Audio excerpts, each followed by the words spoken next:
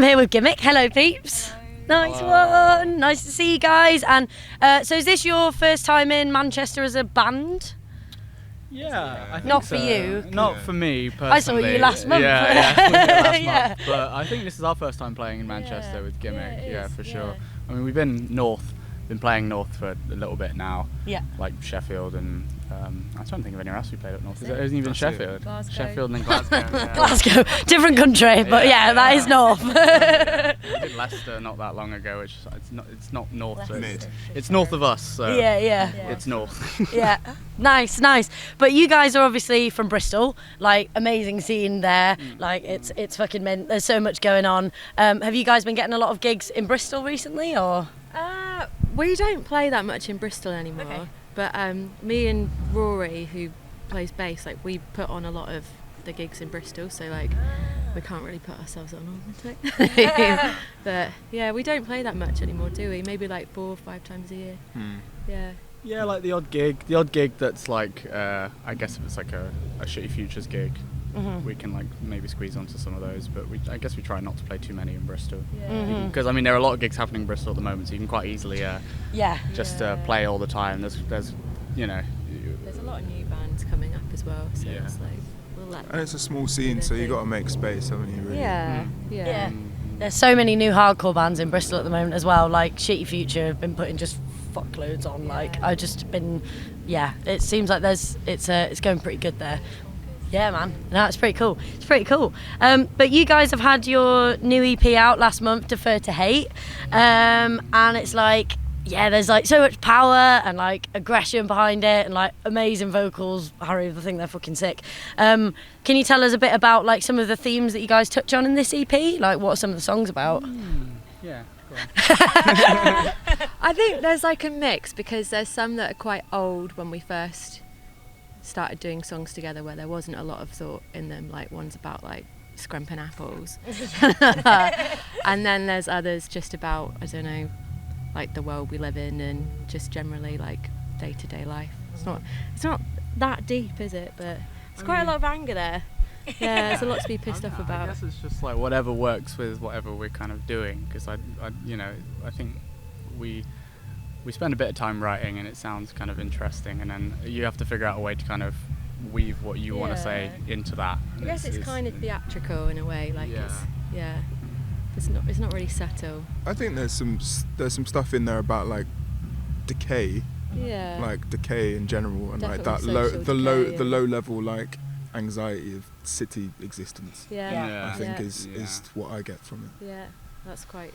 I think it's a really good metaphor as well, actually, for I think what you're saying, like city living, and just actually like how like knackering it is to just be getting by and like trying to survive. Yeah. Like I think that's a brilliant way to put it, and having that theme of decay throughout is very apparent. Yeah, like, it's good. It's quite relevant to Bristol at the moment as well, because Bristol's just kind of got booming. Like it's kind of like nearly impossible to like move in Bristol at the moment and find somewhere to live like reasonable prices. So it's pretty crazy at the moment. So like, it's kind of, I guess it's been a bit depressing in Bristol for people just to like live. Even though there's a lot going on, like you can distract yourself with that, but as soon as you got like your rent goes up and you've got to try and find somewhere else to live, it's like fuck. No, man, the renting thing in Bristol is fucking mental at the moment. Like it's like, because I was considering moving there for a bit, and it was like the like normal price is like 800 quid a month, and that's gone. It just keeps going up. And like the stuff with like the councillors in Stokes Croft, like grey walling. There was like a council that was trying to like grey wall all of the fucking graffiti and stuff like that, and it's like, in Bristol, what the fuck? Like the culture out of the city. Man. It's horrible. Yeah, keep Bristol shit, I say. Keep Bristol shit. Yeah, man. Yeah. No, it's a very much strange times at the moment. But yeah, I mean, despite all that in Bristol, you can seem quite spoiled with being in the DIY scene and feeling like you're in a little bit of a bubble. But do you think that there's anything in the punk scene that you want to see more of, or that you kind of want changed, really? It's a bit of a deep question. I think in Bristol what I'd really like is like, I guess like a good DIY space. I think that's just because I'm getting a bit of like jealous of other places with like nice DIY spaces. And I mean, I love the venues that we have in Bristol. We've got some really good venues. and it's, you know, and the people that run the venues are pretty sound. Like, I think we're quite spoiled actually in Bristol for having good venues, but I think having like a good DIY space / art space that isn't, you know, that give you know, people that want studio space or want practice space and isn't going to cost them an arm and a leg, because trying to get any kind of unit now because of rent prices everywhere so expensive, I just think something like that would be great as a change. But otherwise, as far as like music goes and people, it's great. And I'm very happy with the Bristol punk scene. I think like more introspection about who's included and who's not included, and how you can actively make a space to like encourage people. And I think like still like it's mainly like a white space, like it's mainly a male space, and like it would be good to like try and do stuff to change that, and like encourage others to get more into like playing in bands and putting on shows and like being part of it. I think that is such a thing, like just across the board with the DIY scene. It's like people are doing quite a lot to make spaces more representative and inclusive, but I think what isn't talked about a lot is if you have representation on stage, it will make the audiences more representative as well and diverse. Because if there's people that look like you on stage, you'll be like, oh yeah, I'll go and see that. Like, you know, it's cool. What we really need is like a squatted space. Squatted in Bristol's quite hard. I know, mate. There are a lot of them go quite quickly. And a lot of the old squats that have been around for a while, like the Church Road squat or something, they've gone recently, and like Traveller spots, they've been going recently. They've been really hammering down on that. That spot down by Dean Lane, like the one down by Dean Lane, like I remember seeing the videos of just like loads of cops coming in and just like just tearing them out. And even like the clean air zone charge, where if you've got a diesel van that you live in, like you have to pay to be in the city. It's like everything that they can do to try and like fuck people over, they're doing it. And it only really affects poor people, because rich people really just pay it. Like it doesn't really work with the fucking clean air tax though. If you look at the map in Bristol, the map of where you are charged it's kind of a circle, and then it gets cut out when it's Clifton. I know. And it's like, are you fucking kidding me? Like, man, it is so mental and like so obvious of like showing like wealth divisions in Bristol. It's fucking crazy. And I think just the fact that the council in Bristol are clamping down so much on like squatting and living in vehicles and stuff, it also gives people that live in houses a bit of entitlement. Like there's a lot of people that I know that have been parking on public roads that have been public for years, and they've had like signs gaffer taped to their vans, and it's just and like people, you know, and it's like it's just by residents, like they have no authority whatsoever, but they think, you know, and then they have things on the back that's like you know, numbers for like drug rehabilitation centres, and it's like so fucking rude. Exactly. It's like, man, the scene in Bristol, like it's such divides, it's such a beautiful creative space, but still like it's incredibly segregated, Bristol. Like, people don't realise that. Like, you know, Manchester's great because every time we've been here and had a walk around, it's like it seems very mixed. Whereas like Bristol is like there are areas, and that's just kind of how people. It just is there. It's kind of it's weird. It's a very weird place. It is weird and beautiful, but I think that does translate to the issue of inclusion in music scenes as well, because there's so many smaller ecosystems that exist that put on specific types of gigs, and they're not interacting with other people from other scenes, and not saying like come and check this out, or like showing up to like a hip hop gig or like a jungle gig or whatever, and experiencing the other side of what's available. I think it's kind of like that in all scenes, not just the punk scene. I think it's a Bristol music scene thing, but I think that's kind of emblematic of what Bristol's thing is anyway, is that no one really speaks about how the city really is. They just complain about all the stuff the council's doing because it's so pervasive.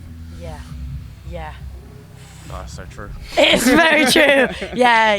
There's a lot of good protests and things that happen in Bristol, and I think I've been hearing a cool few bits that I think are going to be happening. Like after Unit 15 Creation Space is closed, I think it's really pissed off a few people. So I think there's going to be some good stuff happening, hopefully. But what's on the cards for you guys next? Like, have you got lots of gigs coming up, or what's going on? We got gigs. This is like, I don't know. This is like a run for a little bit. Right now we're just doing like back and forth in the north. up.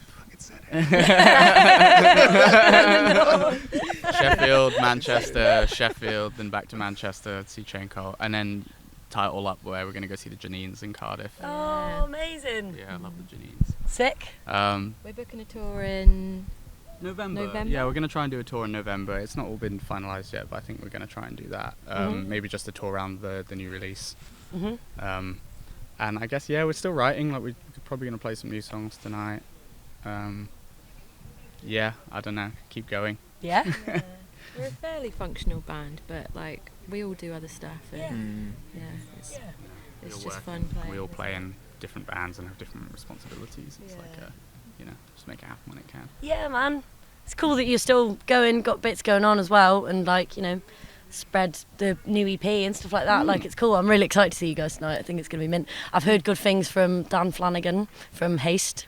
He said that you guys were sick. Nice. So I'm very excited about that. Just like a final bit, who are you guys excited about seeing at Levy Punk Weekender this weekend? I'm really excited to see Chain Cult. Yeah. Since that first demo came out, I've been like a big fan, and every time they've played, I've missed it. And I did I think when that came out, I did a short tour of Greece with migraines and people, and they had like a cassette there. My mate bought it just before me, and I was gutted. Oh. So I'm looking out for maybe some merch or something. Yeah. I'm a big fan. So, Sick. Yeah. Nice. I'm gonna buy that last tape. You don't fucking. I'm gonna- Don't do it. It's the demo tape as well. God. What about you guys? Anyone you're particularly excited about? I want to see Bad Breeding again. I think they're great. Yeah, they're fucking loud. Like the music's amazing. Yeah, it's an experience. Yeah. Sick. Also Bad Breeding. Yeah. Yeah. Nice. Yeah. Death Bloom, who are on next. Yeah. They are. Is that your top tip? Yeah, I would recommend going to see Death Hell yeah. Bloom. All right. They're really. Let's wrap it up. But yeah. Anyway, I'm gonna go see Death Bloom. They're fucking sick. They're like doom, and it's like just lovely people. And yeah, their music is fucking sick. I saw them last month in Stockport and was like, wow, I'm excited to see them again. Like, they're fucking really, really good. And then we've got a lot of like local kind of Manchester bands playing on Sunday as well, which are always good. Bruise Control and all those lovely beans. Bruise Control, Yeah. So it should be a really good weekend. But yeah, thank you, lovely beans, for coming and chatting with me. It's been really nice to meet you guys, and yeah, I can't wait to see your set. Sick. Oh, yeah. Nice one. Cool. Yay.